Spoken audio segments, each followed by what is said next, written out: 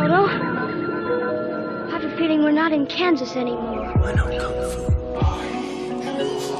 I could have been a contender. I'm gonna make him an offer he can't refuse. Bond, James Bond. Frankly, my dear, I don't give a damn.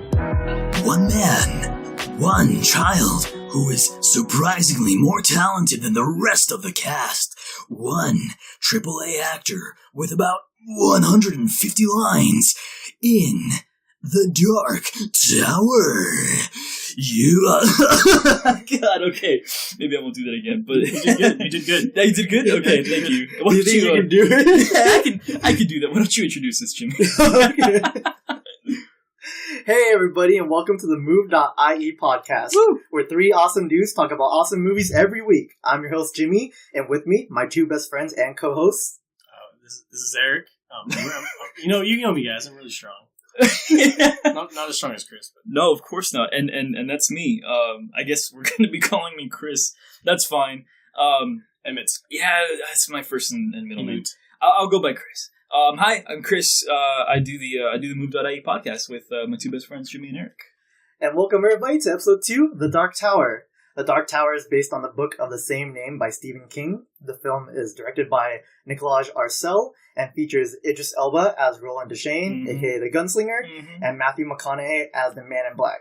And Eric and I both know Emmett has been really looking forward to this movie and is a big fan of the book, so I'll let him talk briefly about the plot. Yes, so The Dark Tower, as Jimmy said, based on the 8-novel series by Stephen King, is about a young boy by the name of Jake Chambers living in New York who has the special psychic ability called the Shine, and he sees visions of another world and of a mysterious knight/old western gunslinger who's chasing after the mysterious Man in Black in order to protect the Dark Tower in the books, but in this film it's a little bit different. But everything revolves around the tower, and that's essentially the plot of the film. Yeah, I would say that it is. Yeah. Let's talk about the music then.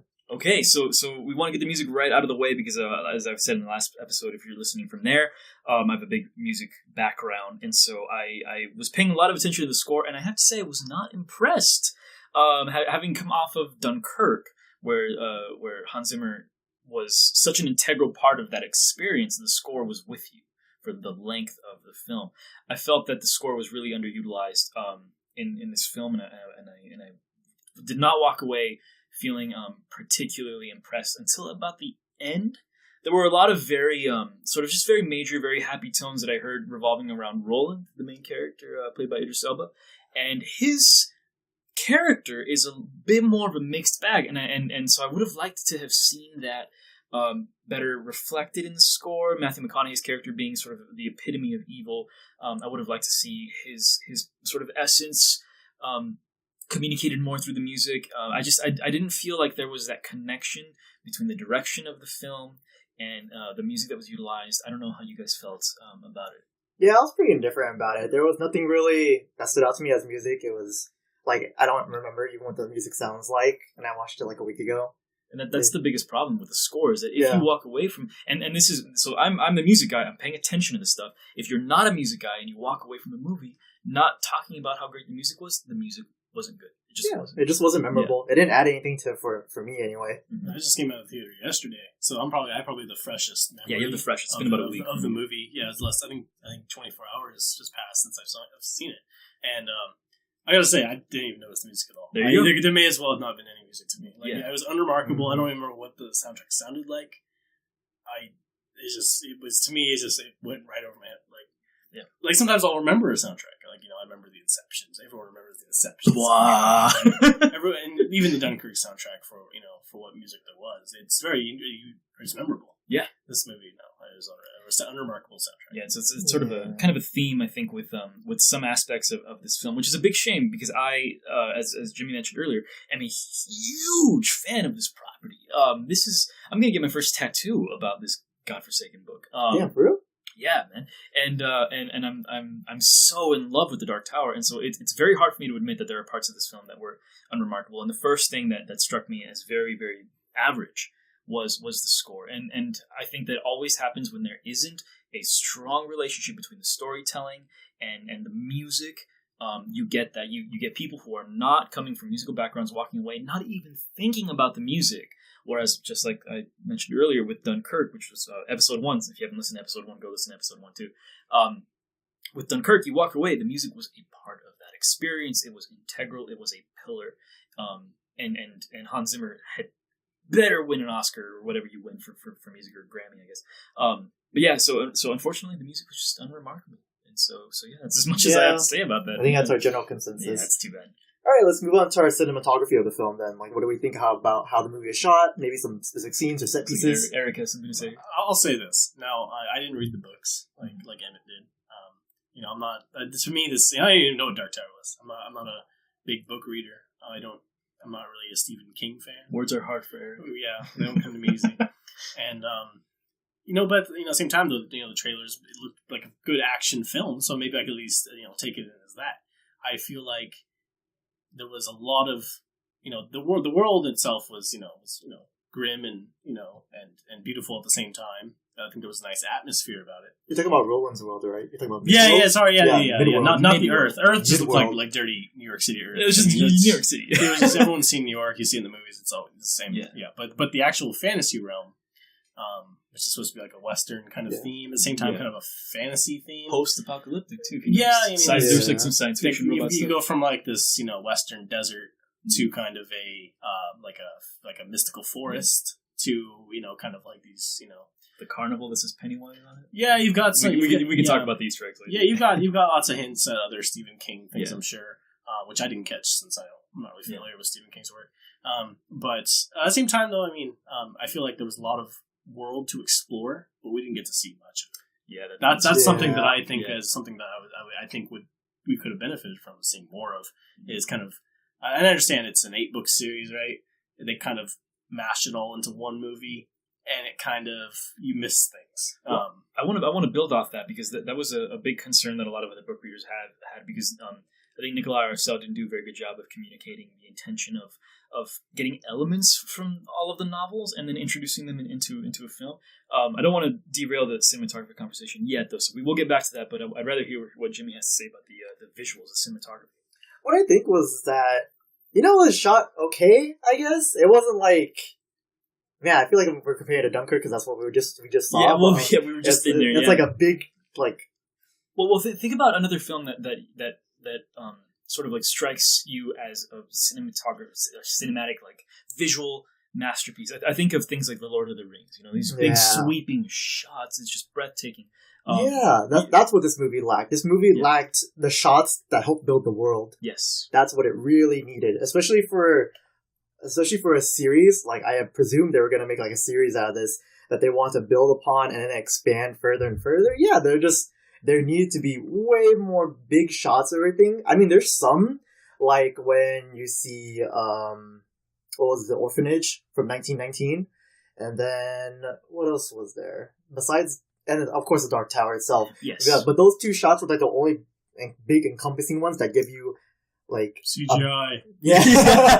Pretty much. It gave you like a breath of the world, but it wasn't enough, Yeah, and then like little. New York is New York. I think we see enough New York movies or movies with New York in it.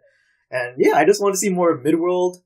We didn't get enough shots of like the underground world within New York where the what are those people called? So they're called the Tahine and like the stuff you put on fruit. No, I've never put a tahini on my fruit. No, it's like a little chili powder, I think. Like the Mexican candy, that my people really enjoy.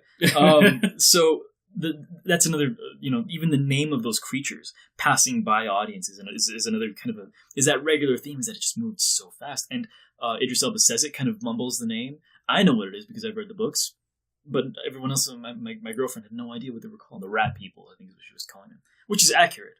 But yeah, so as far as cinematography goes, I was going to say that same thing. I think that Nicolaj Arcel is a director who has the talent to paint very, very beautiful pictures with his camera. And there were moments that I felt like his ability was shining out.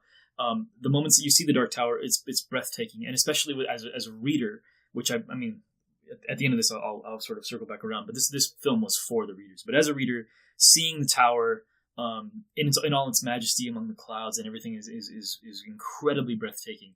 But that is CGI. There are moments where I feel like he gets it right. Moments like Jake standing above the hill and seeing those weird wind, sort of like those little twisters, if you remember that. Oh yeah, I remember that. Yeah, like little moments like that.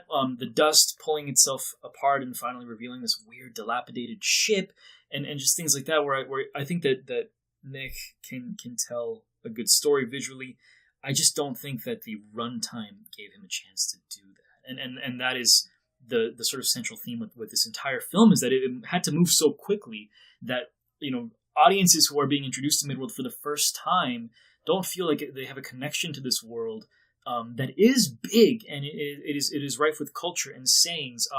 Things like when Roland first walks into the Manny village, the gentleman with the mutton chops, the older guy, he tells him, long days and pleasant nights, and then you have twice the number, responds Roland, and that's something that you hear over and over again in the story.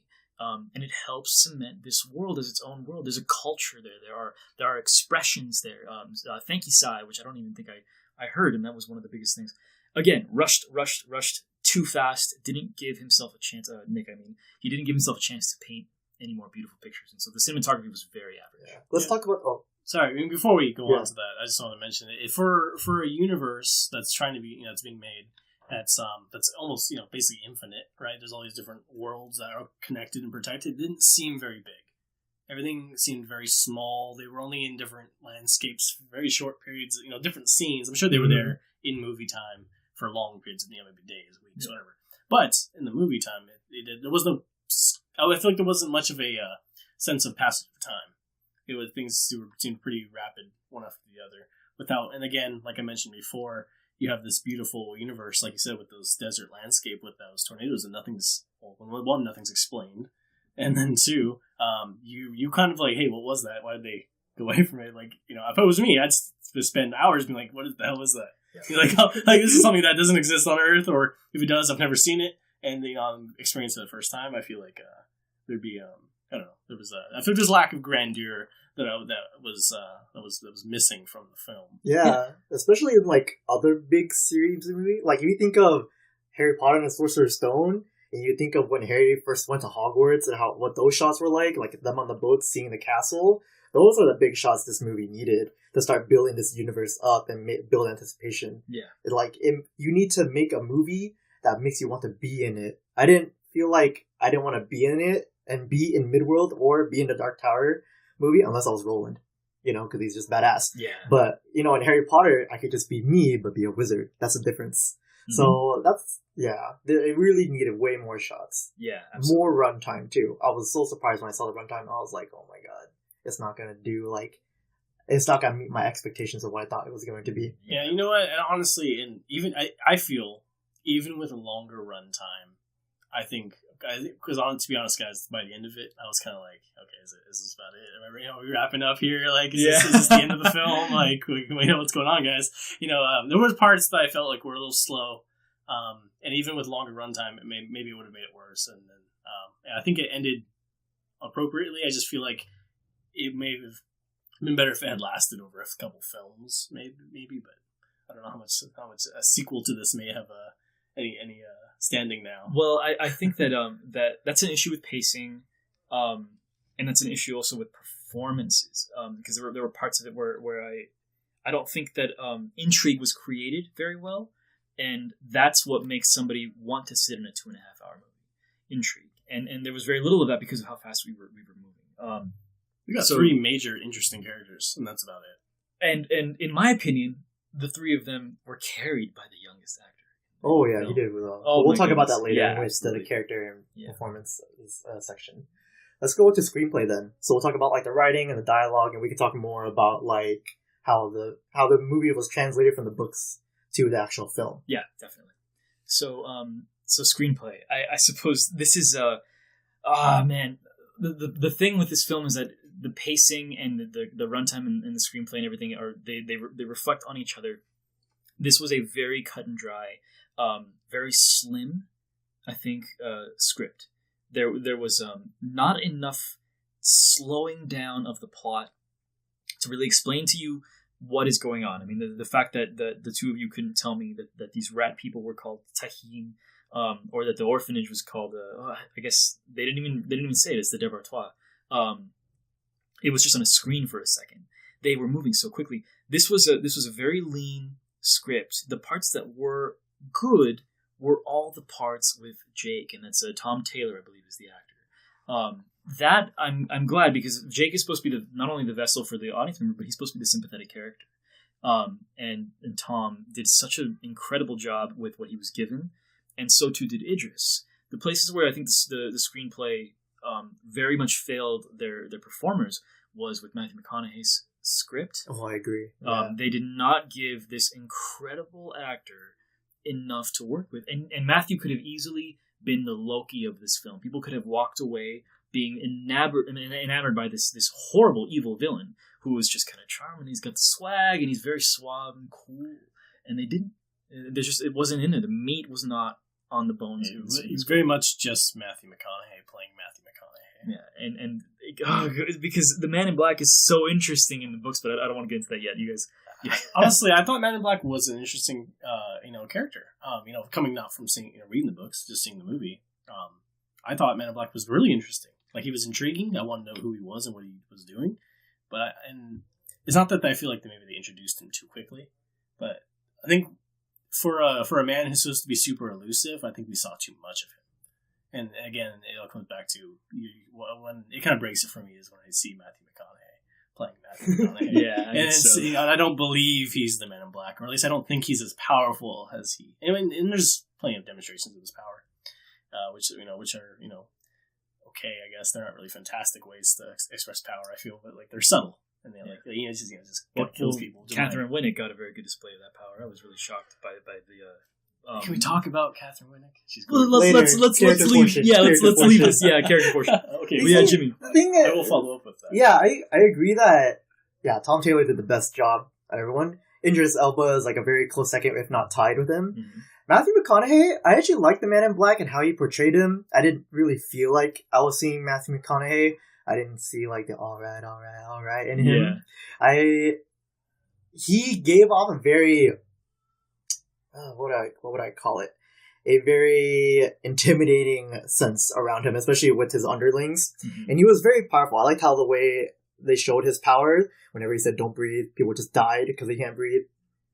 But otherwise, I feel like I needed to see more of his motivations. I wanted him to talk more about why he was doing this. Well, fleshing out his character. Yeah, he just needed to flesh his character. I totally got he's the villain. We totally got it. Yeah. Like, very, very, very evil. And you can just tell he's evil. I mean, he's wearing black. But yeah, just like more character development for him. Yes. Yeah, because he was just static throughout the whole film. And that's, I think, what makes us not as interested as we could be. Because I feel like he could be like a Loki, a relatable evil villain, if we knew more about him.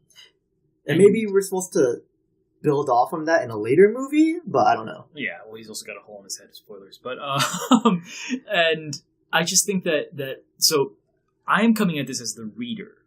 And in the story, the Man in Black's motivation is quite different. Now, one of the things that this movie did not do, and I think that, I'm fine with a very sort of a more liberal take on the property, but there were moments where Matthew McConaughey, you see some graffiti of a red eye, and the letters or the words, "All hail the Crimson King." Yeah. Now, I don't believe that we even got a moment explaining who the Crimson King was. And the Crimson King in the story is the big bad. Matthew McConaughey's character, the Man in Black, is his right-hand man. Oh, I thought he was the Crimson King. So that's the thing, is that he's not the big bad. He is the right-hand man doing the Crimson King's bidding, bringing down the tower. However, and not to get too spoilery into the novels, but the thing that made the Man in Black interesting is that there was this suggestion that maybe the Man in Black didn't want to bring down the tower. Maybe he wanted a way to get into the Dark Tower to climb it himself. And maybe man, because there's this idea that there's a room at the top of the tower and God is sitting there, sort of like looking upon everything and taking care of it. And there's this idea that maybe he's not there, and maybe that room is empty. And the Man in Black, I think, wants the tower for himself, and so there's that dichotomy. There's that that intrigue, and where are the Man in Black's alliances? Is he selfish, or does he serve the Crimson King? And then he's always ahead of Roland 2 steps, and Roland is chasing fruitlessly and desperately after him. And so that was missing.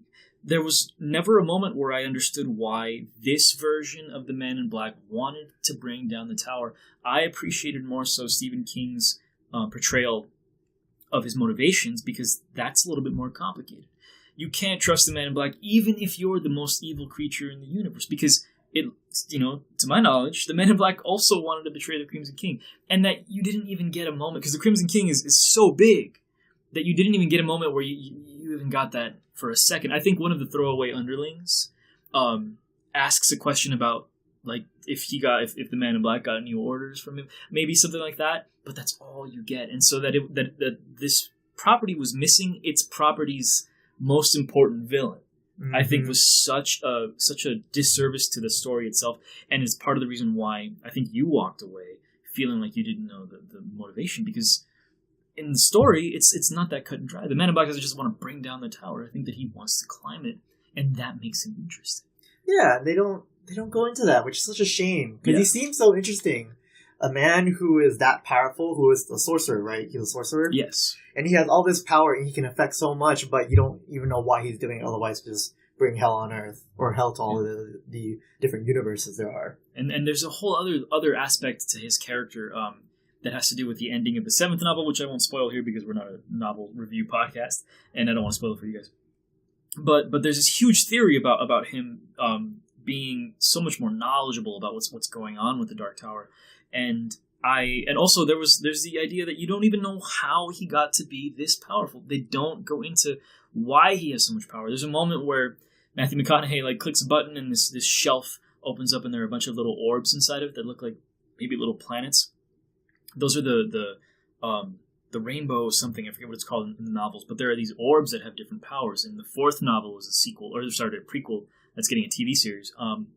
Revolves around this pink one that allows you to see people who are like in their vices, or like the seediest part of humanity. You can stalk it, but it drains your power. And he has all of these orbs, and he never had that in the novels. And these orbs are powerful, but they don't explain the bends of the rainbow is what they're called. They don't go into them. They don't go into why they're important. When he's holding the little black ball and he's projecting his image, and Roland is walking around, he's saying, "Face me, face me." They don't tell you why he can do that. It just looks like a psychic looking into a crystal ball. Yeah, exactly. And we just rush right along. And that's, again, the theme of this film, is that we are just like a train, like a crazy, crazy train in Book 3, reference for all you readers out there. We just move right along. There's a moment of clarity, I think, that really shined. That's funny, because shine is the power the boy has. Yeah, the shine. But there's a scene that really stood out to me, which I actually kind of liked, was when, his name's Jake, right? Jake and Roland, the gunslinger, there are camping out in the night, and then Jake is drawing he has a stick in the ground, looks like the tower, and he's drawing a picture, like a circle around it. Looks too much like the tower. It looked exactly like the tower. Yeah, I was like, this is too spot on. Yeah, but it's fine. It's fine. But I think most viewers could understand exactly what it was. Yeah. But Jake himself doesn't know what it is. It was just kind of weird. But the point being is that Roland explains it to him, and then he kind of offers the audience an explanation for once as to what the hell is going on. Yes. And he says, the tower is the center of everything and holds everything together, and the dark forces are trying to bring it down. So he takes the spider, and the spider enters. And I thought that was really ominous. I was so disappointed when I didn't see a giant spider coming down from New York City when the barrier was close to being breached. I was really like, "Where's the legs?" I was like, if that came down, it would have been kind of cool. Like, it would have been, hey, like it's just like what he said. But we just got some red. Oh my god! You know what I miss? You remember in the trailer for Dark Tower, there was an Inception scene where Roland's just walking out, and it looks like New York is in 3 or 4 different angles. I don't remember that. Or maybe I'm thinking of Doctor Strange. Maybe you were thinking of Doctor Strange. Yeah, mine. That's okay. But so the thing is that the Toadash monster scene, and I know they don't.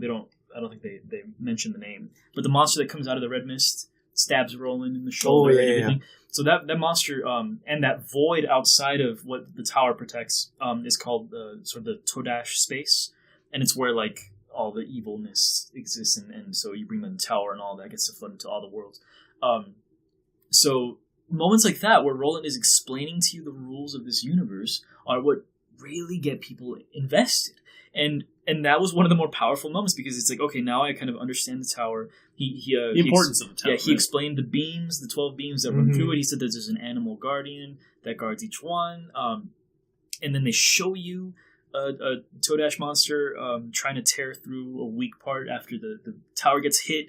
The sort of the threat of reality is weak, and you see how threatening they are and everything. So that creates that sense of a threat, and it creates a sense of like, okay, the story is fleshed out and it's going somewhere. We needed more of that. We needed people to sit down and have conversations. Build the story in the world. Absolutely, because it's a fantasy. And I followed Nicolaj Arcel on his Reddit AMA, talking about like the runtime specifically, and he said, "Oh, this is just an introduction. This is just an introduction." And he also wanted to make sure that this was a sort of a singular experience. That if we didn't get a sequel, that this could at least be wrapped up on its own. But I say, when you have a property this big, why wouldn't you go and try to make a 2.5-hour movie that is good 100% of the time, so that you can get that sequel, so you could earn it? Do the post-credits scene, even if you don't have anything guaranteed. Because you either go hard or you go home with this. Yeah. And I feel like kind of half-baked. Yeah, I feel like he played it really safe, and now we have to sit in this uncertainty, because it only took home $19.5 million in its opening weekend. The best that weekend, but not a strong showing. I think the weakest this summer. And that's really devastating for fans like me, because I'm just thinking, well, why didn't you try harder to make this a longer, bigger experience? It is a big, big world, the Dark Tower. And moments like that are precious, because we needed 4 or 5 more of those moments. The Man in Black sitting down with his underlings, and without making it feel like too much exposition, explaining to them something, and in that way informing the audience of another story point. Why are the orbs giving him so much power? Why does the Man in Black want to bring down the tower? Why are they harnessing the psychic power of children? How are they getting those psychic powers? Why is Jake so special? They don't go into any of those things, and they do in the novels, and more or less. So that's just a. I think it's another movie, that's been adapted from another form of media that just didn't hit the mark. Yeah. I'm sure. I didn't read the books, but from what I'm hearing and from what I saw, like I said, they try to pack eight books into one short movie, and it's not doable. You can't convey that same storytelling, the same you can't capture that same sense of awe if because it can't be directly translated. Can I talk about that for a second though? Because I know that I think you've all heard that this book, or this movie rather, was trying to do like what every book was doing at once. This is something that a lot of readers are talking about. A lot of people were saying like it feels like a mashup. I even read someone else's opinion about how it felt like they didn't even know what they saw. It was like nothing like the books. It just felt like an amalgamation of pieces from everything. So in some respect that's fair, but in some respect I think this was also kind of difficult, because this movie is a sequel to the books. It's not an adaptation, and that's something that I think needed to get communicated. And you could put it down to Sony's marketing. You could put it down to Nicolaj's direction, or to Akiva Goldsman's script. There had to be a moment where they communicated to the audience, and they did a big wink at the readers that this is not an adaptation. This is a sequel. And the thing is that just that fact alone changes everything and allows for an adaptation, quote unquote, that looks very different from the first novel. This is completely okay. It isn't breaking the rules, and it's not even a bad adaptation, because it technically isn't one. However, it is true that Nicolaj tried to take aspects of every novel in some respect and at least introduce the concepts at once. And to some degrees, I think I'd defend him on that, because Stephen King does a really terrible job, in the same way that Nicolaj does, in the Dark Tower series, of fleshing out the world early on. It isn't about, I guess I would say, about book 5 that you get the concept of Devartois, of the children, or they're just like psychics being harnessed for their power. The Breakers, they call them in the novels. You don't really know much about the Taheen until that point. It takes a very long time. You get 3 of the first 3 books, 3 magical abstract experiences, but they're not really fleshed out in the way that you might expect a fantasy to be fleshed out, like Game of Thrones or Lord of the Rings or something.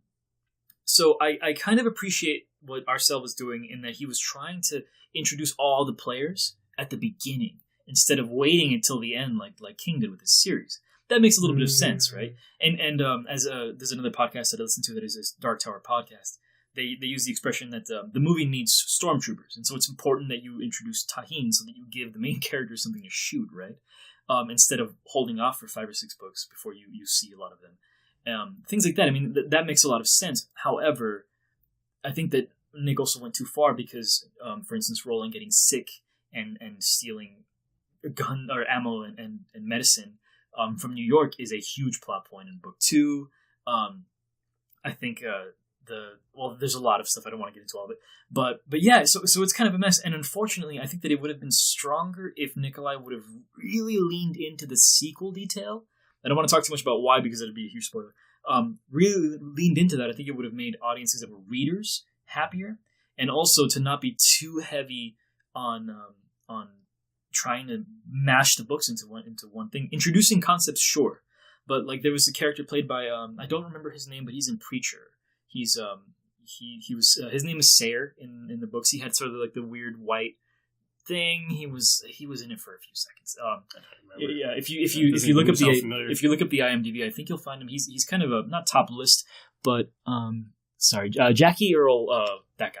Oh, okay. Yeah. So he was Sayre. Sayre is kind of a big character in books 5 and 6, and then for them to kind of bring him in and then off him immediately is like, ugh, like why don't just off everyone so quickly because we want sequels, right? And so that was kind of a bit. It seemed like all the big, not all the big characters, all the side characters died. And then they also introduced so there's a actress, a very beautiful woman who plays Tirana, and Jimmy here is looking up the IMDb. Abby Lee, and that was very strange for readers because Tirana is a character that exists in like 3 pages in book 7 at the very beginning of it, and then it dies immediately. But then they cast this model to play her, and then she didn't even do anything. She got her face burned, and that was it. Like, what was the purpose of them doing this? It was very strange to me. What was her face burned? Matthew, he grabs her face. They didn't catch. They lost Jake, right? They yeah, and that was like because he was disappointed. He like grabbed her and like. This was after the village scene. Yes, and they failed to capture Jake and defeat. So he burns her fake face. Yeah. Because they're rats. Well, yeah, like he even says like I like the new mask. Or it's not like she can't get another one. He says wear a pretty face. And even then, like world is your oyster or something like I feel like there was so much more they could have done with the stormtrooper, so to speak, right? At first it was like, hey, these guys have these, they're wearing human skins or like fake human skins, whatever they are. I think that could have been a really cool, scary, Stephen King-esque, I feel like creepy thing. It was scary though. I think it was scary. but then you realize that they're not really scary and they're pretty dumb. And and then they're not scary anymore. They're I get that. They're first introduced, though, I think they're really scary. When they first get introduced, it's terrifying. The first moment, because there's just human faces everywhere. These creatures that are just so disgusting. But then they have like the woman from the clinic and the weird guy, the fat dude. Yeah, who came with her. And then he like runs, he jumps out the window. It's almost comical. It's almost like it got really childish. Yeah, and then it's like you take the threat away from the Taheen. And there was a moment that I thought Nicolaj, and I know that up until this point, I feel like we've been shitting on this movie, but I promise you, I did like it. I just think that I had a lot of. I'm trying to be critical because I don't want my bias towards it to be too apparent. But there were moments that Arcel captured the feeling of book 3 that focuses a lot on Jake. When Jake is walking through New York and he's looking around, very shifty, and there are these weird looking people, and he swears they're like creatures from another world that are wearing human skin and no one believes him, and it's this feeling of, am I going crazy or am I really seeing threats in the shadows in this big bustling city? Most of book 3 at the beginning feels like that, and Stephen King captures this incredible sensation of abstract strangeness and the threat of this other world that's like about to, I swear, like you think you're going to open a door and suddenly you're going to be in this desert. And so Nick, I think, did a really good job in some moments where in the beginning, Jake is running around and he's like, what the hell's going on? There are these creatures, they all look weird, they're not acting human. But then immediately that fear goes away, and I think you guys will agree with me heavily on this, if they would have leaned into the horror of the Taheen and of the idea of what they were, I think audiences that were expecting something more like what they expect when they see Stephen King's name on a property would have gravitated towards that. When you think of Stephen King, you don't think of an action movie, you think of horror. Yeah. You think of one of the more iconic... Terror, fear. One of the most iconic American horror storytellers in history, probably the most iconic. And this film was devoid of horror. And if they would have leaned into that more, made the Taheen truly evil, miserable, disgusting creatures, I think people would have walked away from that with something to have a nightmare about, because that's what you want when you go see a scene. And you didn't really even need them to feature their actual selves. Like, just the fact that they're wearing like human bodies is terrifying. And I feel like when you see them, their real selves crawling under the skin, and when you see the guy trying to like readjust his jaw, or zipping up his eye flesh, and like that stuff's terrifying. But, exactly. And at the beginning, they did a really good job showing that. But then after that, I feel like maybe it was budget. I'm not sure, but eventually everyone just kind of looked like human actors. Yeah. So I think there's the part where it just kind of dropped off. And we should bring that up eventually later in the podcast. But this film was made on a $60 million budget, which is actually, in my opinion, a feat of strength. And I will commend Nick 8 Days to Sunday, or whatever the expression is, for pulling off a movie like this with such a skimpy budget, and then being able to afford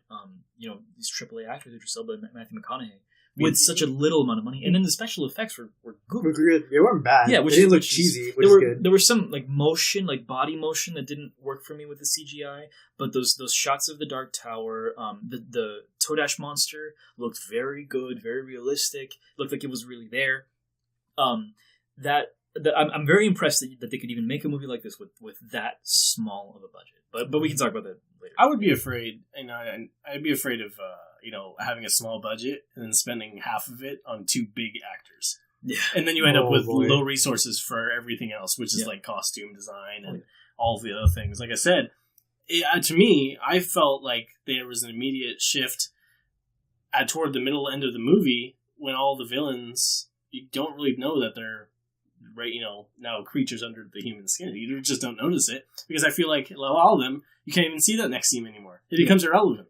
Mm-hmm. Like, there's just people at that point. Yeah. And then they're shooting with guns, and they're wearing just regular bad guy outfits. Well, some of those guys are wearing like full on tactical armor. I really loved that last action scene. We can get into that when we get to that segment. But you're right. It felt like the first half of the film spent about $45 million, and the last half spent $15. Yeah, I agree. That's a great way to put it. Mm-hmm. Yeah, I was thinking about the Taheen, and I was like, there is like a weird disconnect where in the beginning you see them reshuffling their faces because the skin is falling off, and then that weird scene where they look kind of cheesy, they look really weak in front of Matthew McConaughey. But then when you see Roland and Jake go back into the underground, you see this market where skin is hanging everywhere and everyone's walking around. Some of them do have skin, some of them don't. That's the imagery I imagine that should have been more prevalent throughout the movie. Yeah, like maybe half of them could be rat-like still. Or, I don't know. It's just, to me, like I said, I don't think they wanted to spend the extra money on the costume design and makeup. When they could just say, oh yeah, but they're all just wearing human skin. It's a red line. How is that for makeup? Yeah, it's so easy. And then they didn't even show, and that was something I was hoping for, is when the guy gets his skin cut as he's running across the roof. It's like, okay, his bodysuit's about to come off, and he's going to reveal his ugly self that never happened. Yeah. And I think that should have happened, because it would have been like, holy crap. Like, oh yeah, Jake would have been much more scared. To me, it would have been better not to show them as, that rat-like form in the very beginning. It would be better to show them all as looking human, but like off kind of human. Yeah. And trying to readjust and fix themselves, and then all of a sudden get torn, and then all of a sudden it rips off the skin, and you see what it really is. Yeah. To me, that'd be a lot more terrifying, and I feel like that was poorly done. It could have been like Men in Black. It could have been a lot better. Yeah. It could have been like Men in Black. I think that's kind of, we're probably going to be saying that a lot for the rest of the podcast. Well, why don't we move on to the next segment here? Yeah, we can talk about how things could have been all night. Let's move on to characters and the actors' performances for their respective characters. Well, I think we all agree that the young man, Tom Taylor, playing the young boy.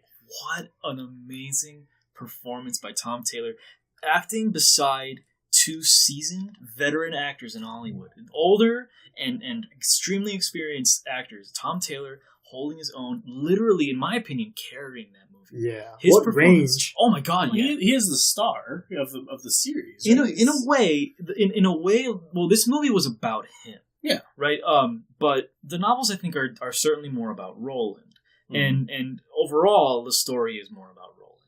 in a more important way than I think non-readers will even be able to imagine how important he is to the Dark Tower and vice versa. But this movie, at least, was framed around the sympathetic, sort of regular boy, fish out of water in a fantasy world kind of a thing. It could be any boy. It could be it could be you. But he shows that he's troubled, and he shows that he can be violent, and he's snapping, and he's desperate, and he doesn't understand what's going on, and just I will praise Tom Taylor's performance in this for the rest of my life, because he had everything going against him. People tend to be averse to child actors anyway, and here's a kid that like Jimmy said, range, a hell of a lot of range, and it never felt like the emotions that he reached during those peaks were unearned. He got there naturally, and I'm just like, I'm watching a masterful actor who is much younger than any of us, and he's doing an incredible job in the face of acting titans like Matthew McConaughey and Idris Elba. I was so impressed with him. But yeah, anyway. I mean, I feel like I could have done without some of the other child acting.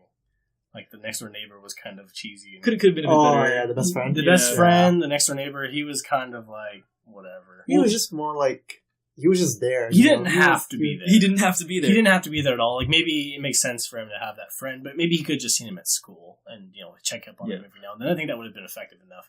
But I feel like, some of the acting, and I didn't really pay attention to the other characters in the background, but it just seemed like it was just a lot of, young, pretty teens. It wasn't, it didn't seem like there was a much mix of real, I feel like, extras. They were very selective in choosing good-looking people. Can I say something about Jake's friend just for a minute? Missed opportunity for a narrative device, because they could have given Jake not only somebody that did a bit of a better performance on that, but they could have given Jake somebody that halfway believed him and used that as a way to explain his situation better. So make it more relatable. Yeah, but like the kid sitting in his room, the kid obviously knew about Jake and drawing all the pictures, and he knew what Jake believes about the tower. But the kid doesn't believe him. He tells him, "Oh yeah, I think you're crazy."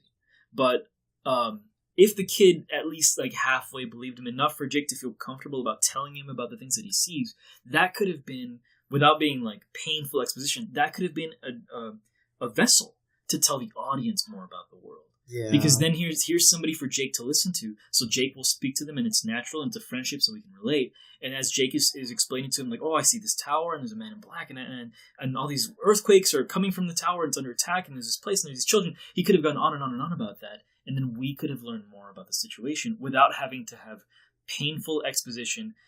And I will use that as a segue to get to my review of Matthew McConaughey's performance. But I'd like to hear you guys, because painful exposition, I think, is everything about Matthew McConaughey's performance. But I would like to hear you guys talk about him first. You go ahead, Jimmy. Okay. I have a lot to say, and I've already said it. But Matthew McConaughey, I don't know. I like him a lot in this movie. I think he's a great actor, so he portrayed the man in black very well. But as we alluded to earlier in the podcast, I just think he was written poorly, I guess. And it's not Matthew McConaughey's fault. Otherwise, I like how Matthew McConaughey carried himself as the man in black. When he walked around, you saw him just cross his hands behind his back, and you see him command the room. And that's what I like a lot about his portrayal of it. Otherwise, like, as the character being underdeveloped, I think he played him pretty well. I have no complaints about him. Otherwise, just being flat. It felt like he was the same person as he was at the beginning as he was in the end. And that's the only thing. Yeah. I can say one thing about it, because I've already pretty much said what I felt like about it. I mean, I told you guys I felt like it was Matthew McConaughey playing Matthew McConaughey, but that's just me. I'm not a big See, I don't get that. Fan. I'm not a big Matthew McConaughey fan. I really enjoy, when Jim Carrey was pretending to be him on the Lincoln commercials for Saturday Night Live. That was, to me, like, yeah, this is the guy who understands why I don't like Matthew McConaughey. He's just like, I love that, like, that's a big bowl. Yeah. And honestly, like, I feel like everyone has a Matthew McConaughey impression. Like, everyone can do it, and everyone's right. Yeah, everyone's right. I mean, I'm not. Yeah, no. I'll give it this. He has a good performance. He's very good as the Man in Black. Walter. Yeah, his name is Walter, which is totally interesting. That he's such a plain name for being such a powerful figure, which is I'm sure it's a some kind of narrative device. But I don't know. I had this impression of him, like he was very suave, very charming, same time very intimidating. And for whatever reason, I don't know if it was the lighting or the makeup, but he just always looked greasy. Like his face has this. I'm serious. His face has this shine. Listen, I just saw it. He's flat. He's flat because of the clothes and colors he wears. It's just literally it's just a black suit. Black. It's matte black. That's why you think that. But when I just saw it last night, and the lighting, that was something I could focus on. And I was literally like maybe one or two other people in the theater. It was just me and like two other people. And I saw it was me on the screen really. And when the lighting hit him just right, he just looked greasy. Like you needed more powder. Like he needed more powder. Now I'm not sure if that was on purpose. Maybe he was supposed to look kind of, I'm gonna say like sweaty or slimy, like because he's a villain, like a snake. Yeah, like maybe he's I don't know. What scene did you see that in, or what scene sticks out to you when you saw that? Because maybe you most every scene that he was in. Really? Yeah, the scene where I think when he's falling, like his projection is falling around Roland under that warehouse, and Roland is kind of like rushing back and forth. He's like, face me, and he keeps appearing in front of him. There's a moment, and you see this in the trailer where Matthew kind of leans up into a hallway, and he says, "Death always wins." You know, all that whole thing. And I think that's a moment where I think I know what you mean, where the lighting hits him in such a way where he looks really. He has a gleam, but it's not like an attractive gleam. To be fair, that does not impede on his performance. It doesn't. Which is what this season is about. It's just how the movie was shot. You're right. It is. It's true. It has to do with the lighting, has to do with the makeup. That was the cinematography segment. That was like 20 minutes. Sorry. I was waiting to talk about that because it was something that I noticed. It was like, dang, he's like really greasy. Anyways, we'll move on from there. One day we're gonna have more show notes, and I'm gonna peek over to Eric's, and it's like, is it somebody looks so sweaty in this scene? Well, it's one of the critiques of like HD 4K television is that you can literally see the actor's pores. Yeah, and it's like I don't need to see all of that. Like it doesn't really. If anything, it takes away from the story because now I'm focusing on whether this guy's got his blackheads removed from his nose. That kind of thing. I had that with I think this is completely unrelated, and I swear I'll get back to the topic with Resident Evil. I think the 7th one. There was a scene was like a close up of what's that beautiful woman's name? Mila Jovovich, yeah. But I could literally see the line of foundation on her neck. Like I could see, it was bad. I was like, "Oh, this is too HD." But anyway, 2HD. Yeah. That's what I'm talking about. Yeah. Like you kind of lose that. I mean, I think of it like theater, right? You have all that stage makeup on, and the lighting's a little different. And you're from the audience point of view. You can't see that close up, so you just see exaggerated features. You don't see that the makeup's actually really weird. Yeah, very weird. Yeah, it's kind of like theater makeup is overdone to make it stand out on stage. You found that distracting. I felt. I mean, it's not. I didn't notice this for every character. Just Matthew McConaughey. Because he's a star of the not star of the center, but he's center show whatever scene he's in, and I'll say that for him. He does take the scene when he's in there. Like you see him, he carries it. Strong, which he's very strong. That's Matthew McConaughey, and that's to be expected. Yeah. And that should be what the Men in Black does. And so I'm glad that Matthew really, really sort of leaned into that angle because the Man in Black is he knows everything. He can do anything, and he has the attitude of a man who has absolute power. He is just corrupt down to the core, and he has a lot of fun. In the first book, he just brings somebody back to life because it's fun, and he just lets Roland deal with it when he gets to town. And it's just very much like he is just like romping through dimensions, destroying everything because he just enjoys it. And that is the essence of the Man in Black. And I think that Matthew did capture the soul of that. But unfortunately, Matthew was made to be the vessel of exposition in a lot of scenes. And so there was a scene where so Jake defeats the house demon on Dutch Hill very easily by telling it to stop. And then we don't really get to know why until Matthew McConaughey's character very, very quickly explains that, the house demon is meant to be destroyed by a powerful psychic. And then they move on. And then that's fine. He puts the little reader next to Jake's head, and there's 5 little dots, and that's fine. But it doesn't necessarily tell me that he's special. He tells... he's explaining to his underlings that Roland's guns were forged from the sword of Arthur Eld. In this world, they call it Excalibur. And it's like, no, that you don't have to shove that into my face. Right. I felt that too. Let that be a realization, because then that starts to raise questions of, like, and this is from the novels, it starts to raise questions of, wait, well then how disconnected is Midworld from Earth? Mm-hmm. And that is a thing that you are playing with throughout the novels, because you're walking through Midworld, this dilapidated post-apocalyptic world, and there's in book 3, for instance, they find a Nazi airplane just sitting out in the middle of this valley before they arrive at this big city that looks suspiciously like a destroyed New York, and you never really feel any like sense of really strong delineation. Like, are we in a version of Earth, or is this a different world? But that sense of mystery is one of the reasons why the Dark Tower is so incredibly intriguing. And if there would have been a more subtle way to say, like, oh yeah, Idris Elba's character, the gunslinger Roland Deschain, is a descendant of King Arthur, and his guns were forged from the steel of his sword, Excalibur, but that's a story from our world. How can that be? And if you would have let that question simmer in the minds of the audience, it would have created the intrigue that this movie lacked, and I think made more audiences want to come back. Yeah. I remember that scene where he said his guns were forged from Excalibur, and I thought that was a really cool fact. But it's like, okay, fun fact of like the movie. It comes out, and then back to the shooting, and which is a cool shooting scenes and stuff. But like, simmer in that a little more. Yeah, it needed.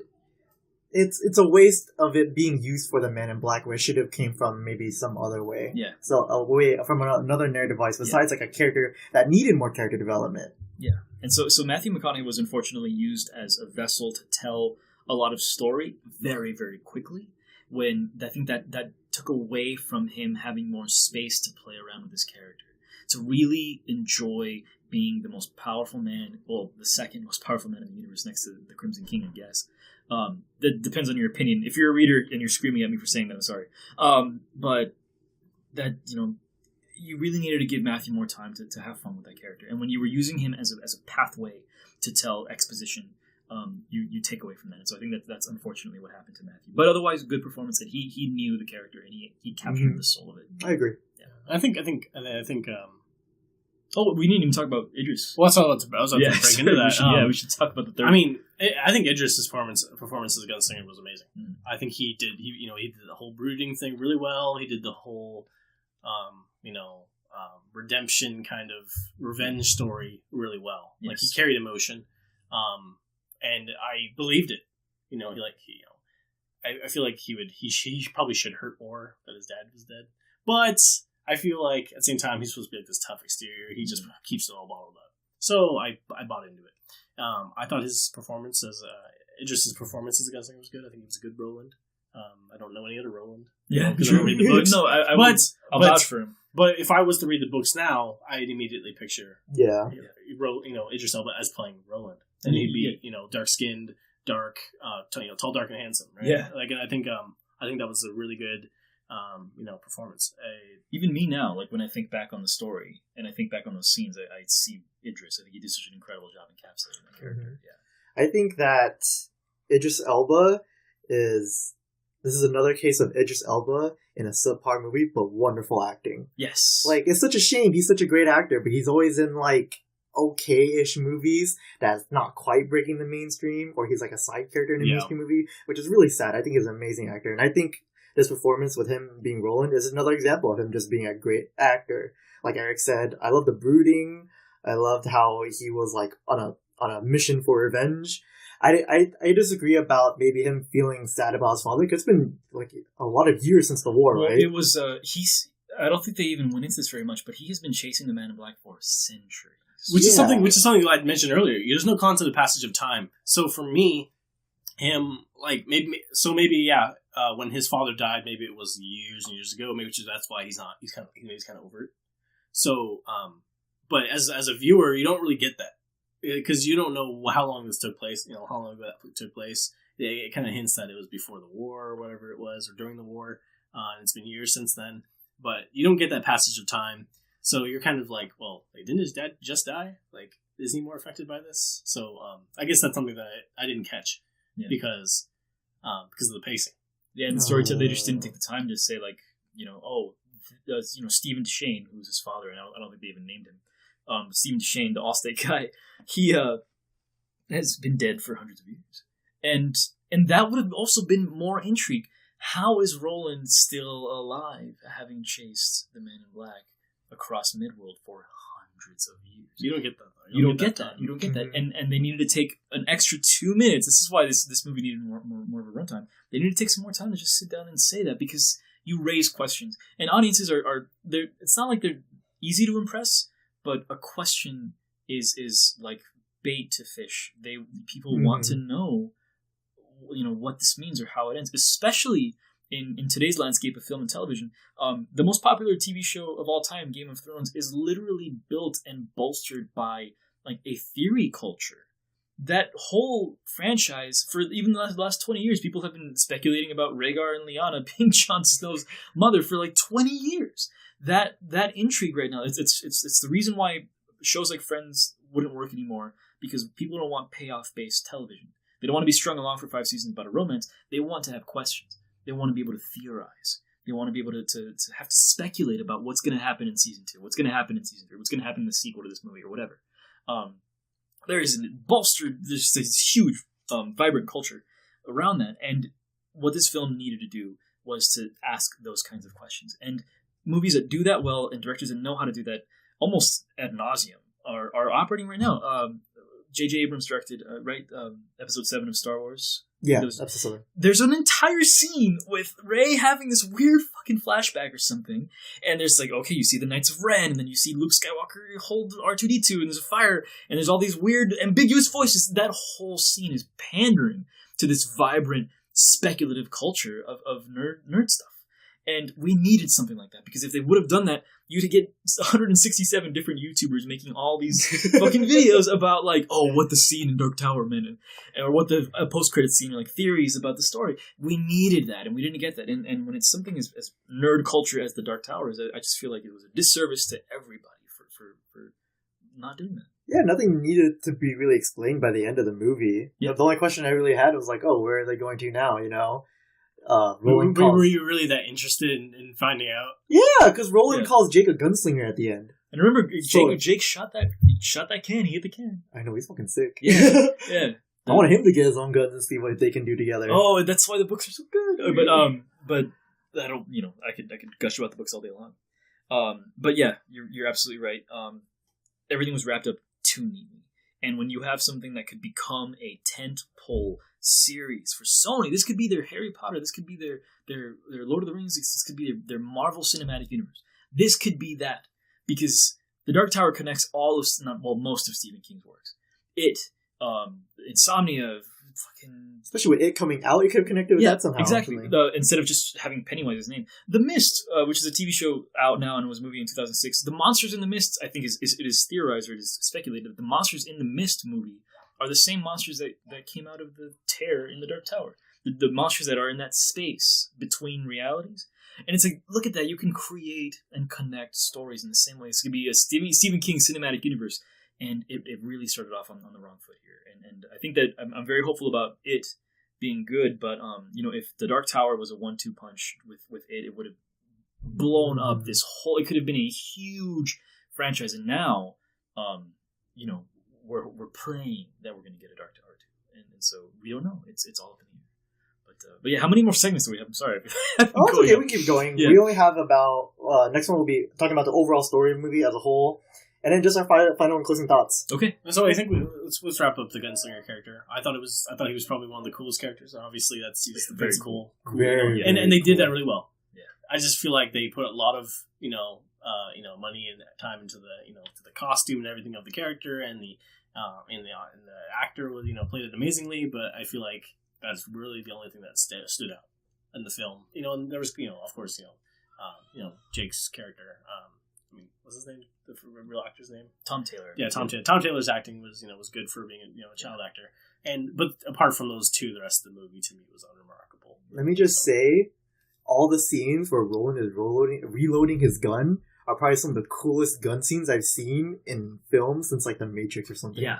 It's so fucking cool. At the same time, though, I feel like there's not enough of them. Like, I wanted to see more. That's why it makes you want more. And I was like, oh my god, I'm just going to rewatch these scenes now. Yeah, like someone's going to do an ultra cut of just Roland shooting his gun. Oh yeah, I'm gonna and they're going to flip it, mirror it, so it looks like two different scenes. They're going to do fun things. I'm going to do this. I do this with all of my favorite movies, is that I go back and just watch those scenes that are really cool. Like the other day, I was just watching scenes from The Empire Strikes Back, because I love those memories, and it's like, okay, just 2.5 minutes, and let me just watch Luke get his hand cut off, and then let's just appreciate that for a second. I am going to watch Roland tear up the fucking Dixie Pig over and over again, because if there's anything about this movie that worked 100%, it was the gunplay. It was so good. It was the wonderful action throughout all of it. Oh my god! Yeah, it was very Matrix-like scene. Very weird though, as I think, is when Matthew McConaughey was doing his magic in the final scene, where his hands are up and he's doing like jazz hands. that kind of like suspended my belief for me. It killed it. Did it really? I was like, yeah, that's kind of the point of the movie when I was like, I'm kind of like when he stopped the glass and his hands like flew up in a way, then like just stopped. It was like, whoa. Yeah. If for the audio listeners, because this is an audio podcast, I just put my hands up. Throwing up jazz hands. We're throwing up jazz hands here in this room. Oh my god! You see it in the trailer. You can watch the trailer if you haven't seen the movie. You can just see Matthew McConaughey put up jazz hands and stop shards of glass. Let me give you this much though, because I loved their fight, because as a reader you don't get that fight. You do not get it. I think the first book is when you get the most Man in Black Gunslinger interaction, and for the rest of it, the Man in Black is a ghost operating from the shadows, leaving behind messages with little smiley faces. After Katheryn Winnick's character was killed, there's like hello there with a smiley face, which could have been a reference to Mr. Mercedes, but it also could be pretty sort of consistent with the way that the Man in Black works in the books, because I think at the end of book 4, Roland and his new crew come upon a note. I think he leaves behind the Man in Black leaves behind some Keebler cookies or something like that, and a note that says, "Call off your quest for the tower, bye," and he puts like a little smiley face on it. So that's very consistent with his character and everything. But as a reader, my whole thing was that, oh my god, I like the perfect ending, or at least close to the ending of the story for me, as I'm going through the journey with Roland and his Katet, which is his family, I guess his like fate-bound friends. What I wanted more than anything was for the Man in Black and the Gunslinger to have their final showdown at the foot of the tower, and the fate of the universe resting in the balance, and that would have been the most incredible thing, and you don't get it. They never have that face off. It doesn't happen. And so for me, even if his jazz hands were a little goofy, I was just so happy to finally see the Man in Black and the Gunslinger face off. Finally. I've been waiting for years for this shit. and I thought it was cool. I mean, I loved how he was like fucking just kind of tossing the bullets back. Yeah. I loved how that was kind of fun. That single part. But it's only because I had bullets. In Jazz Hand Defense, like, I love all the scenes where he caught the bullets. Yeah. Where he just kept catching them very, very quickly. That was a really cool scene. It was awesome. It was like, I've been waiting forever to see them fight, and I got that, so I've got to give huge, and this is coming from a reader, right? If you're a viewer and you haven't read the books, it's not going to mean that much to you. But for me, and for a lot of other readers, this was the only time that we've ever seen them face off. Because the only other time that Roland has ever shot at Walter happened in the first book. He emptied his clips, all the bullets went through him, and nothing happened, and then they had a chat. And that was it. That was literally it.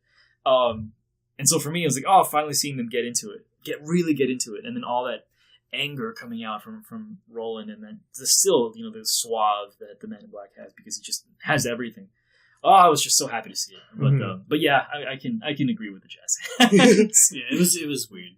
That was when the CGI, I would think, was at its worst. But even then, the CGI wasn't bad. So yeah, especially on a small, tiny little, mom and dad allowance budget. I swear, it's very small for a movie like this.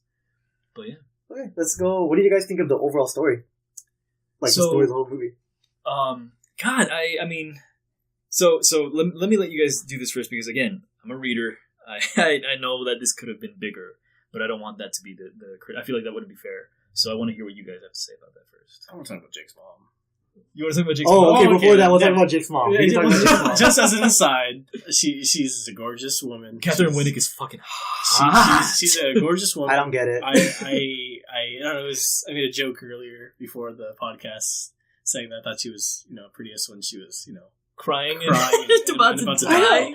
You're weird. It's like a really dark. You're sick. This is a really dark joke. I didn't think they were gonna burn her like that. That was really, really dark. Yeah, man, when Jake cried and I just showed the emotion of his mother dying, it was so good. I was so impressed. Yeah, which again, it's one of those scenes where Jake and Roland stand out among the rest of the movie. Yeah, but Katheryn Winnick, incredible job for what she had. Very small role.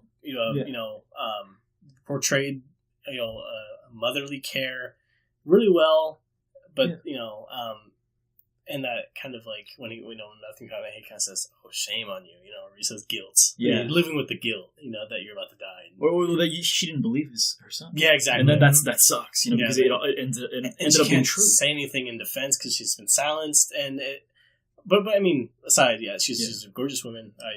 I've never seen her act before. I had never heard of her before this. I know she's in some other things. Vikings, I believe, is her big thing. Okay, yeah. So I haven't seen Vikings, but maybe I'll go watch it now so I can go see her. I'm told that she's sort of like a Daenerys Targaryen figure, just like a warrior princess kind of thing. A badass hot chick. If you're listening to this and I got her character description wrong, just send an email and we won't read it.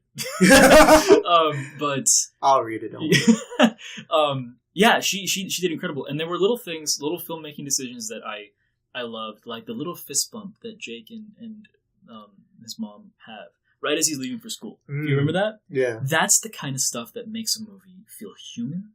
And when that happened, I smiled because that's the thing with my dad and I, where whenever I see him or pass by, we always fist bump each other. So I felt this like, oh, that's really nice. Like they have a strong relationship, and you didn't have to do anything other than a 2-second quick clip of Jake and his mom fist bumping, and then him going off to school to communicate to me that they have a very strong bond, and that's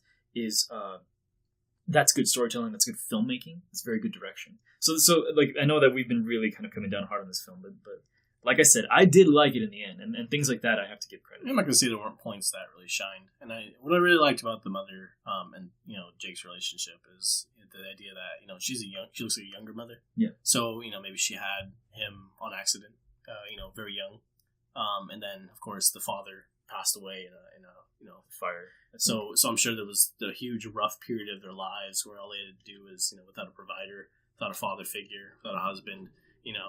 They probably struggled, immensely, and I'm sure that contributed to, just Jake's character. But again, that doesn't get expanded upon. Yeah, it breezes by it really quick. Like most things in this film. Like most things in the film, it goes by it really quick. But for, the scenes that she was in, I was like, she's really, a believable, attractive, young actress. Very attractive. I don't know. I don't get it. I just had a quick crush on her as soon as I saw her. I was like, oh, she's pretty. Jimmy's not that into the blondies, but I think even she's got like the dark circles and bags in her. She's attractive. Yeah, well, also Eric likes his women to be crying, apparently. Yeah, crying and dilapidated and about to die. Yeah. But I will give Tom Taylor one last compliment. I think that the reason why one of the things that bolstered Katheryn Winnick's performance was his reaction to her death. Mm-hmm. They made her character complete, and that is just another testament to how powerful and how excited I am to see Tom Taylor's work in the future. Even if it's not Dark Tower, I'm going to keep track of this kid and his career, because you can do that and you're that young. Oh my god, I just can't wait to see what this guy does with the rest of his life. So I hope he continues acting. We should think Stranger Things, because ever since Stranger Things, the bar for a child actor is like way much higher. Oh yeah, absolutely, so significant. But even like higher. Things like Super 8, the Goonies. I mean, things like that. They've been around for a long time. We've all wanted to see these because we've all been kids and we've all had those stories. And when you're a kid, especially when you're a kid, the world is a lot more mystical and mysterious, and so it's perfect to give Jake this sense of fear and mystery about other worlds, because he's a kid, and when you're a kid, everything is a mystery to you. So the Jake character is great. Tom Taylor's portrayal was perfect, and he carried this movie. And I think that his reaction to Katheryn Winnick's character's death is what made her character complete, made her arc important. So I wonder what audience was really being targeted for this movie as well. Maybe it was children or young, coming of age type children, because like what was it, PG-13? I'm pretty sure it was PG-13. Because of violence, but not even because there wasn't much language, there wasn't much blood at all. People dying was pretty. It's not like he obliterated them on screen. Yeah. Like for the most part, he just said die. And but like even Roland's gun work isn't like overtly violent. There's no blood. No one gets dismembered. Which is actually, now that I think about it, which kind of blows, because when Stephen King writes Roland's shooting scenes, and they are actually few and far between in the novels, which is one of my biggest complaints about the novels, that I would have liked Roland to kill more people in the story. Roland shooting people is some of the most disgusting writing I've ever read, because Stephen King does a great job of reminding you that when Roland shoots that dude's kneecap, it explodes in like a wash of bone and blood, and he goes on and on. In book 2, there's a moment where he shoots a guy in the hand that is holding a gun right as the other guy's gun is going off, and the gun explodes in his hand, and so his hand like gets torn apart. And like it's very violent. He does do that in the gun shop, except the guy just goes and he passes. Yeah, like it's really pathetic. Like, no, I remember that. Okay, so every news story I've ever heard of gun shop being robbed ends with the robbers getting shot by gun owners, like who are shopping in the store, or by the guy who's behind the bar who has a gun ready to shoot. And to me, it's just ridiculous how that happened. I understand maybe he was just like a wimpy, guy, but at the same time, like you said, I think they had that scene where instead of killing the gun shooter who's under control of the Men in Black, he just shoots his gun and goes, and he falls over and you don't see him again. It's really weird. It would have been more consistent with Roland's character if Roland would have just blown him away. Yeah, because it's like, because he's in the way. I know, but like, he didn't want to kill and the guy. That's a big thing about this movie that I think is maybe an issue, I don't know, is that in the first novel, and through a lot of the second novel, you don't like Roland. Roland is not a good person. Without getting too much into the story details, Roland in the first novel, which is very short, stumbles into a town. The town is basically a trap left behind by the Men in Black, and all the people become like brainwashed, and they come after him. And they all try to kill him. There's like 70 people in this town, and he kills them all. He just mows them down. He doesn't try to find another way like a hero would, right? It's like, there's got to be another way. No, he just starts shooting, and he leaves a trail of bodies across the town. Women, children, you name it. He kills every fucking body. And that's the Roland that I remember. And the reason why I would have liked to see more of that Roland is because in the novels, he's been chasing the Man in Black for hundreds of years, and he is tired, and he's angry, and he's got nothing left to live for. And we see Roland in a very similar position in this movie. So I would have liked him to have that same disregard for human life, because it would have made it more powerful when Jake sort of like restarts his heart and makes him feel love again. Because that's the big thing about Jake, is that he is the human being to Roland's Terminator. Roland is a machine. And Jake comes into his life, Roland is just about ready to kill him, just like he is in the film. He just points his gun and he's like, oh, you're another trap from the Man in Black. I'll just blow you away, it's not a problem. Jake sort of draws the human that was there once out of him. And that's a big part of why Roland is such a sympathetic character at the end of the first novel. Well, don't you think at that point in the movie, like, Jake had already affected him so much already? Because when they first meet in the movie, Roland just points his gun at him. Yeah. But then, like, this is towards the end, Jake and him have, like, created a close bond already. Yeah. So it's another issue with the pacing. It just went too quick. Like, he grew on him too quickly, and I'm guessing, I'm assuming that the movie takes place over the past, it's like a day. Is it? It feels like a day. It feels just like a day. Yeah. But that's what I said. But in the movie, maybe they try to make it seem like it's a couple days. But maybe it should really be a lot longer than that. Like weeks. It could be weeks, maybe weeks in Midworld, but, maybe just a day on Earth. Speaking of which, that's another thing about Midworld that I wish they would have introduced, is that Roland always references time being funny in his world. And that's like, well, what the hell does that mean? And I don't think we ever really get an explanation of that in the novels. But there's that sense of intrigue of, like, what the hell? Like, why is it that sometimes days last, like, 28 hours and the nights go by in 2 hours? Like, that doesn't make any sense. Mm-hmm. And that's a sign of, like, everything that the universe is just kind of getting worn down. And it really gives you a sense of what Midworld is like. And we didn't get that in the movie, which is fine. We didn't get a lot of it. You did get some humorous scenes with Roland out of place. Yeah, he's the gunslinger in the middle of modern New York, and he's even though technically I guess Midworld's in the future, right? Or, I don't know. Well, Midworld is it's post-apocalyptic. It's supposed to be like I think it's like a different planet. It's a parallel universe, or a parallel. Yeah, I think it's a different dimension on a different planet with different concept of time and all that. Yeah. But he's out of place. Sugar and what Coca-Cola doesn't exist in his world. Oh yeah, so, he tells him like, what is this? Like, it's a dog. Like, what breed? It's no, it's not a breed. It's just to eat. It's a hot dog. Yeah, you get some funny moments where he gets diagnosed with like radiation and how many other kinds of crazy stuff. But all of them. Every hepatitis. Somehow all the medicine's able to cure his otherworldly. All he took was like painkillers and like ibuprofen, and then he takes them all at once. Well, he just toughs it out. He really just does. That's also but that's pretty consistent with who he is. He's just kind of like, oh yeah, I mean, aspirin helps. In the novels, he has a lot of aspirin that he collects from New York, and that's what he kind of carries around with him. And he can't pronounce it. He can't pronounce the word aspirin. But yeah, even like the moment where the little raccoons were talking. Remember that in the commercial?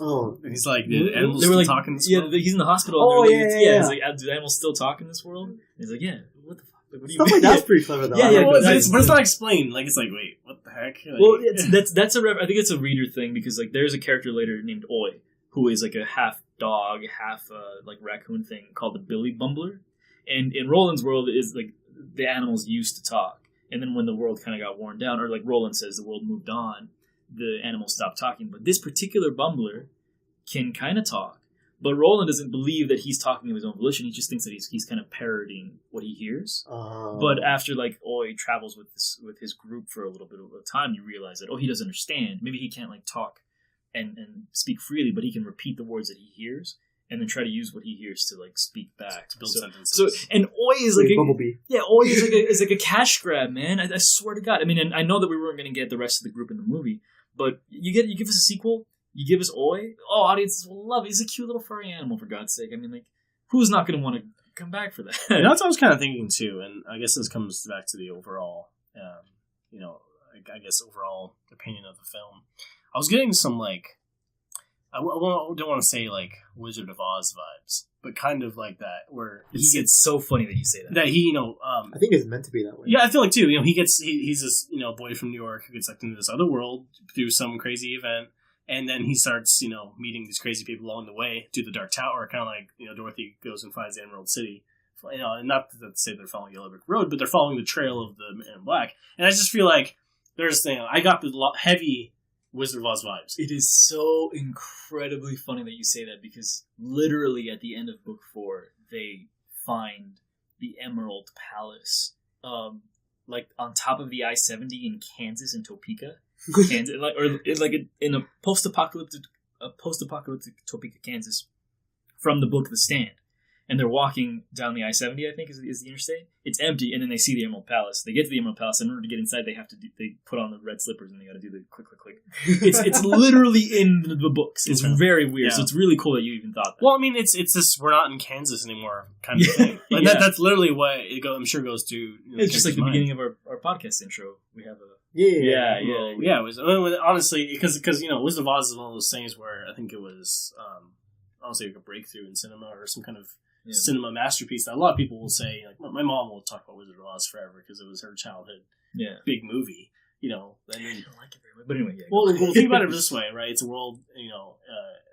This is back in the day when there's no color television. All of a sudden, you get that scene, all of a sudden there's color, and all of a sudden, boom, the color. And that's amazing for people. It's like when people saw the first film moving picture of the train coming through and then everyone runs out of the theater because they think the train's coming at them. It's that same kind of thing where people have never experienced it and just experience it all of a sudden. I just feel like they were trying to capture that same kind of vibe. I'm sure Stephen King has a lot of that influence there. And like you said, it's directly there.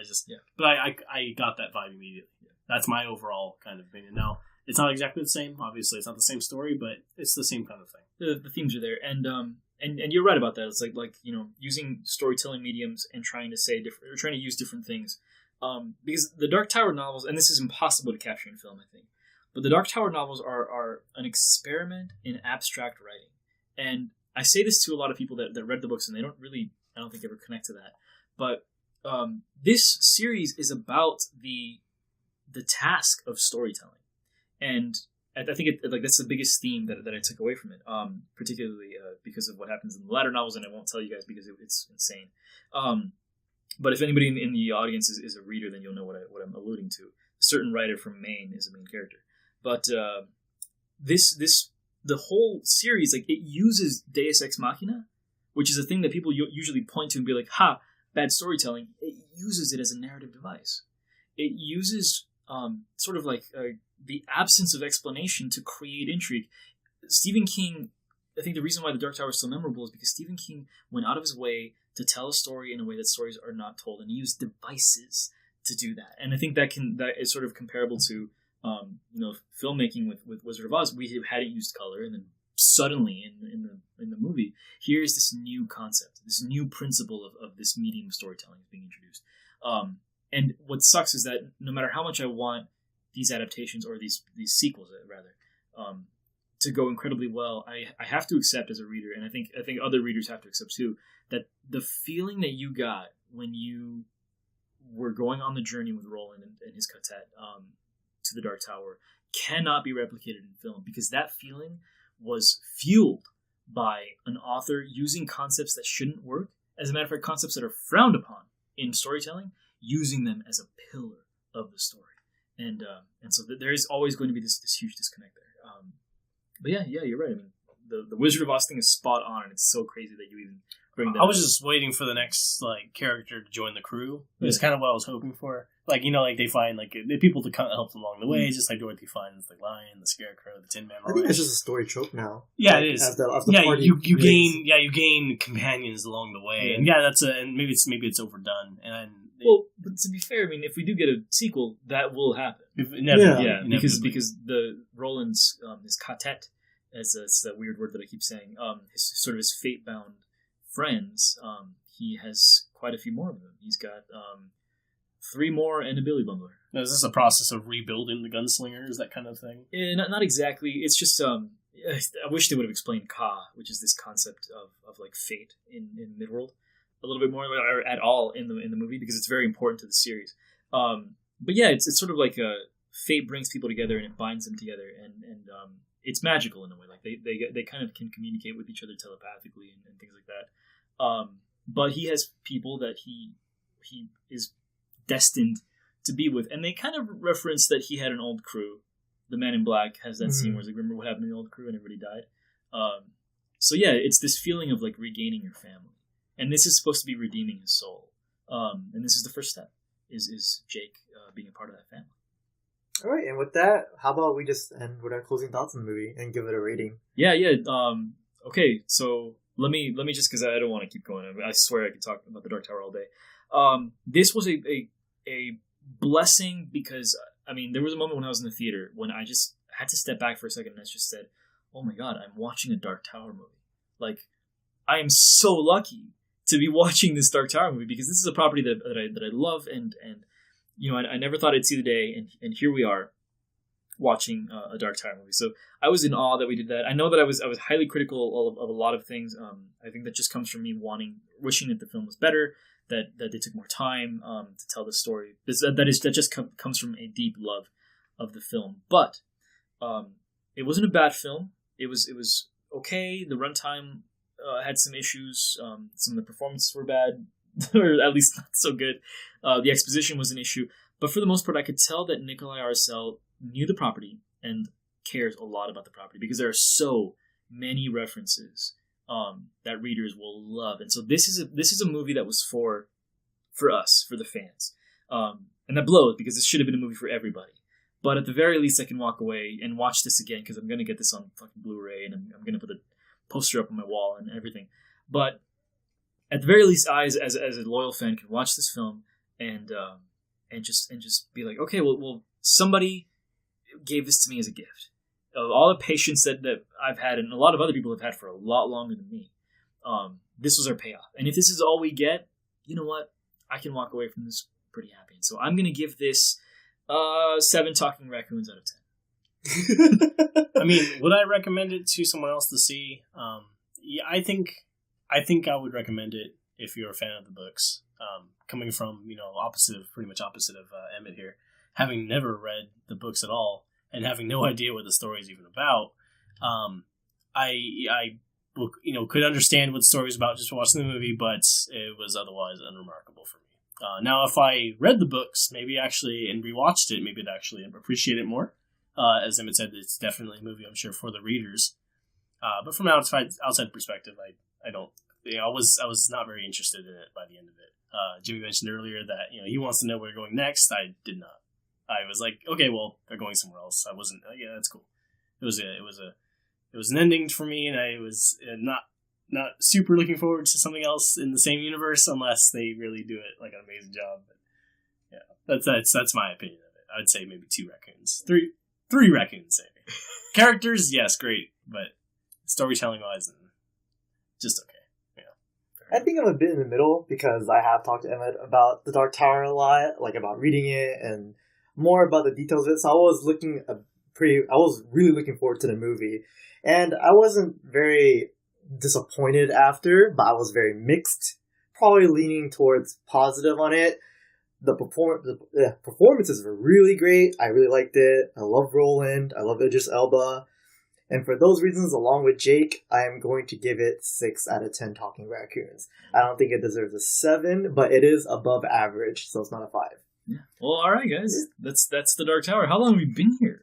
Like almost an hour and maybe 15-ish. Jeez. Well, we apologize for that. We're going to try to keep these episodes about an hour, but I think I had a lot to say about this one, so I'm sorry for keeping you guys. There's plenty to talk about. Yeah, there is, and we have a TV series to look forward to. We just got its new, just got a showrunner from a writer from The Walking Dead, I believe. We'll be handling the prequel book series. Oh, that'll be cool. Yeah, so we will see more of the Dark Tower. We probably won't be covering the TV series, but if we get a novel, a second rather. Sequel, I am taking you, and I'll buy your ticket, Eric, so that you have no choice but to come with me. Because if the next book if the next movie does it right, it's going to be incredible. So we'll see. All right. So where can the internet find you guys? Oh, so I do a YouTube channel. I do politics and social commentary. So if you want to get angry at my opinions, you could look me up. My channel name is Hi, I Think I'm Real. And if you want to find me on Twitter personally or Instagram, look up Think I'm Real, one word, and you can follow me on social media there. You'll find me floating out there on the internet somewhere. You'll find Eric inside the Dark Tower. Yeah. I'm out there somewhere somewhere. Yeah, there's worlds in the Dark Tower. Nobody knows.